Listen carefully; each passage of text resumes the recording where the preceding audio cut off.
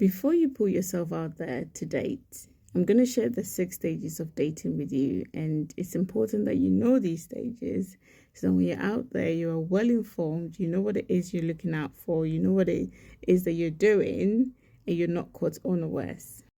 The first stage is attraction and interest. So this stage is when you start noticing someone, you start realizing that you're looking at someone a bit more, you're a bit more curious about them, you realize that you have common interests, common hobbies, you share intellectual abilities, you flirt a little bit. So that stage is just when you beginning to notice somebody. The second stage is the getting to know each other phase, which we usually call it the talking phase. And it's called the talking phase because there's a lot more talking between the two people. This is the time that you would talk more to see whether you have any emotional connections, whether you can build friendship, whether you have common interests, you have common desires. So it's that phase of you just wanting to see how common or how different you and this person is. So that phase is very, very important. And I need to mention that the first 2 stages, so your attraction, interest, and your talking phase, is not a stage of exclusivity. Okay, so you're not compelled to be exclusive to whoever you're having these conversations with.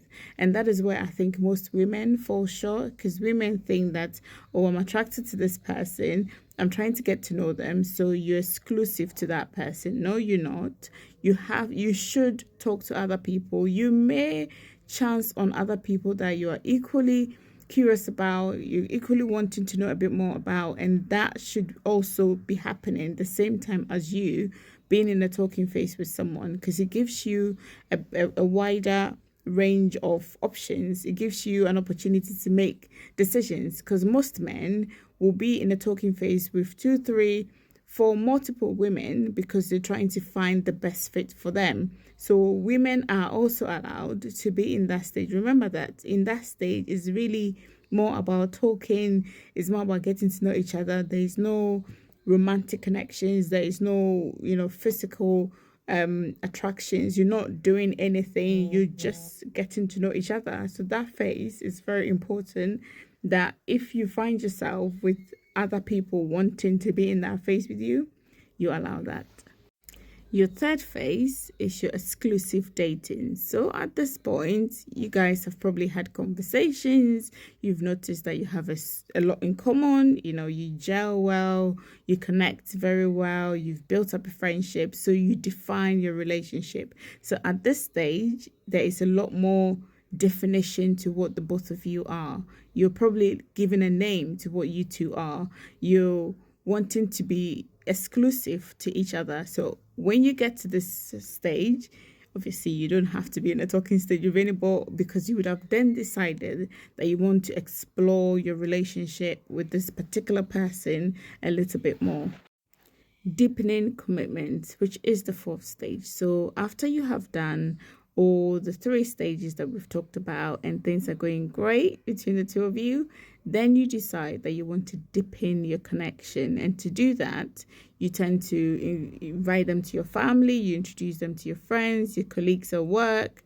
You start addressing issues like compatibility. You look at any conflicts that you guys have, how you resolve conflict, setting boundaries, setting values, and how you want your relationship to be. You start talking about long-term plans, because at this point you would have been in a relationship, so you start talking about long-term plans in the future.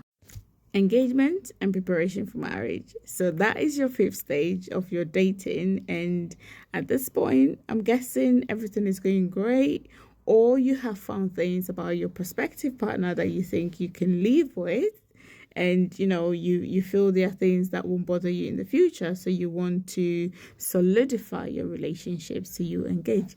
Now this is subject to culture, so most cultures, when it comes to the engagement, is very different. So the Western culture, engagement would be when a man or a woman these days proposes to their partner and then the person says yes. Whereas in the African culture, even though that may happen, they would still have to go to the families and ask the family of the female, whether they are happy for the man to marry their daughter. So there's a bit more that happens there. There's a whole ceremony that happens, and I'm sure it's probably different in the Asian culture, but there at this stage there is a slight difference when it comes to cultures. But yeah, that will be your last part one stage in your dating phase and in your relationship, where you would be deciding that it's forever with this person.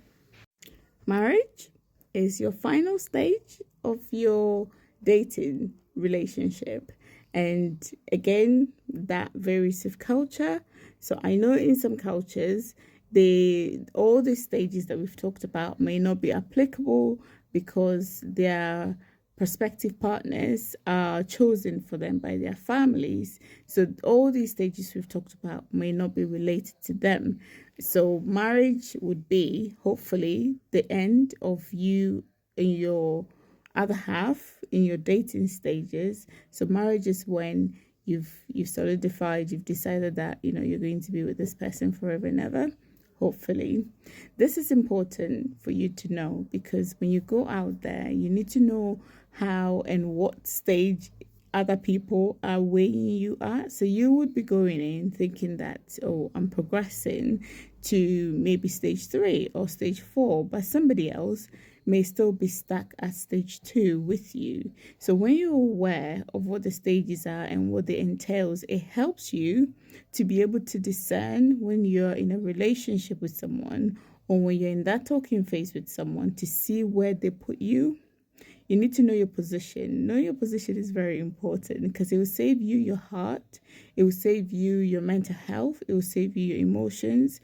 It will save you all the trauma that comes with dating and relationships. So I hope this helps. And if you know anyone who is wanting to put themselves out there, please share this with them. But it's very important that we know before we go out there, in order not to have our hearts broken.